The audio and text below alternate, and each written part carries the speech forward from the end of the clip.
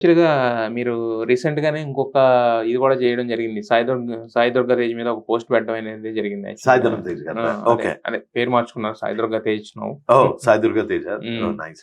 So, అదే ఒక post పెట్టడం అయితే జరిగింది గదా! ఆయన దాని మీద గూడా. సో, అంటే ఏంటి మీరు అంటే ఏం చెప్పాలనుకున్నారు ఎగ్జాక్ట్‌గా పాయింట్? నేనేమని చెప్పానంటే నేను అందులో హార్ష్‌గా గూడా ఏం అవును. మాట్లాడలేదు. హార్ష్‌గా మాట్లాడలేదు. And with due respect to Revanth Reddy garu and with due respect to ah, Sai Durga Tej గారు, హ్మ్. అందరికీ విత్ డ్యూ రెస్పెక్ట్. హ్మ్. ప్రతి ఒక్క ఇన్‌ఫ్లుయెన్సర్ ఒకవేళ ఈ వీడియో చూస్తున్నారు, హ్మ్. ఇన్‌ఫ్లుయెన్సర్ గానియండి, పొలిటికల్ లీడర్ గానివ్వండి, హ్మ్. రేవంత్ రెడ్డి గారు గానివ్వండి, చంద్రబాబు నాయుడు గారు గానివ్వండి, హ్మ్. జగన్ గారు గానివ్వండి, ఎవరన్నా హ్మ్. గానివ్వండి, వాళ్ళకందరికీ నా విజ్ఞప్తి ఏంటి అంటే, హ్మ్.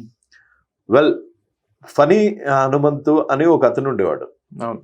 ఎక్కడో ఎక్కడో ఇటలీలో ఒక చిన్న 3 ఏళ్ల అమ్మాయి, హ్మ్. ఎక్కడైనా అమ్మాయి మీద తప్పుగా మాట్లాడితే శిక్ష హ్మ్. డెఫినెట్ గా రావాలి. హ్మ్. మాట్లాడాడు, తీసుకొచ్చారు, 48 గంటల్లో లోపలేసేసారు. అవును. మొత్తం మీడియా కూడా పూసింది. హ్మ్. సాయి ధరమ్ తేజ్ గారు దానికి ఇనిషియేషన్ తీసుకున్నారు. ట్విట్టర్ లో రేవంత్ రెడ్డి గారిని ట్యాగ్ చేసి పెట్టారు. హ్మ్. అయితే నా రిక్వెస్ట్ వీడియో ఏముంటుంది అంటే, సాయి ధరమ్ తేజ్ గారు సూపర్, హ్మ్. ఆ అమ్మాయికి న్యాయం జరపడంలో మీ పాత్ర చాలా పెద్దది. హ్మ్. మీరు రేవంత్ రెడ్డి గారు కూడా తొందరగా చేశారు. హ్మ్. దానికి ఉన్న ఇనిషియేషన్, హ్మ్. ఇన్ని వందల మంది ఫ్యామిలీస్ ఇక్కడ బలైపోతుంటే హ్మ్. మీ దృష్టికి ఎందుకు రాలేకపోతుంది? హ్మ్. నా ప్రయత్న లోపమా, లేకపోతే దాని గురించి ఎందుకు చేయలేకపోయారు హ్మ్. అన్నదే నా ఇంటెన్షన్ ఉండే అది. హ్మ్. ప్లస్ మీరు గతంలో చూసుకుంటే బోరుగడ్డ అనిల్ అని ఒకడు ఉండేవాడు. అవును. బోరుగడ్డ. పవన్ కళ్యాణ్ గారి కూతుర్లని కూడా రేప్ చేస్తాను అని ఓపెన్ గా చెప్పాడు. హ్మ్. అసలు అప్పుడు వాయిస్ అవుట్ చేయొచ్చు కదా. ఎవడరా నువ్వు మా బాస్ ని అంటానికి, బాస్ ఏముంది ఇంట్లో వాళ్ళని. మా ఇంట్లో వాళ్ళని ఎవడరా నువ్వు అనడానికి అప్పుడెప్పుడు లేవంది. ఈ ఒక్క కేసులోనే ఇలా చేయటం, ఇమీడియట్ గా దాని మీద ప్రభుత్వాలు, వ్యవస్థలు స్పందించడం, హ్మ్. అది నాకు ఎలా అనిపించింది అంటే ఇదంతా ఒక సినిమా గురించో లేకపోతే ఒక స్టంట్ లాగా అనిపించింది. అది మాత్రమే నేను బట్ కానీ అప్పుడు ఆయన సినిమాలు ఏమీ లేవు కదా స్టంట్ లాగా అనిపించడానికి గానీ, సినిమా రివ్యూవర్లకి, యూట్యూబర్స్ కి అందరికి ఒక స్ట్రాంగ్ మెసేజ్ పంపిద్దాము అన్న స్టంట్ లాగా అనిపించింది.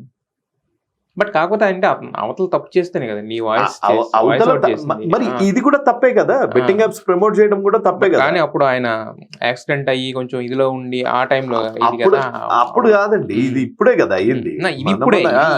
ఇది మొన్నే అయింది కదా. మీరు అన్న ఈ బోర్గడ్డ నీళ్ళు సో జరిగినప్పుడు ఆయన కొంచెం యాక్సిడెంట్ ఆ ట్రామాలో ఉన్నాడు. అది అయిపోయింది. ఒకవేళ ఆయన నొచ్చుకుంటే సారీ కూడా చెప్తా. నొచ్చుకున్నారు కదా, నేను క్లారిటీ కోసం అడుగుతున్నాను.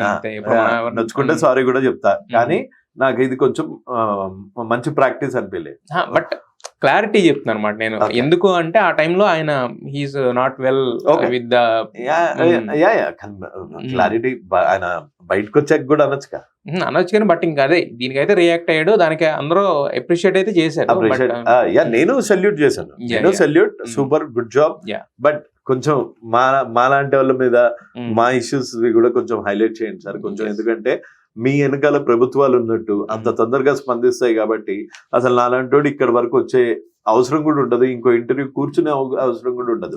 సాయి ధరమ్ తేజ్ గారు లాంటి వాళ్ళు, లేకపోతే మంచు మనోజ్ లాంటి వాళ్ళు ఒక్కసారి గనక వాళ్ళు రెస్పాండ్ అయ్యి రియాక్ట్ అయ్యారు అనుకోండి ఇట్లాంటి ఇష్యూస్ మీద, నాలాంటి వాడు అసలు హాయిగా ఏదో టైం ఉన్నప్పుడు ఇన్స్టా వీడియో లేకపోతే హాయిగా జాబ్ చేసుకుంటూ కూర్చోవాల్సిందే, కానీ ఇలా కోర్టుల చుట్టూ పోలీస్ స్టేషన్ల చుట్టూ తిరగాల్సిన అవసరం ఉండదు కదా. మీడియా చుట్టూ తిరగాల్సిన అవసరం ఉండదు కదా.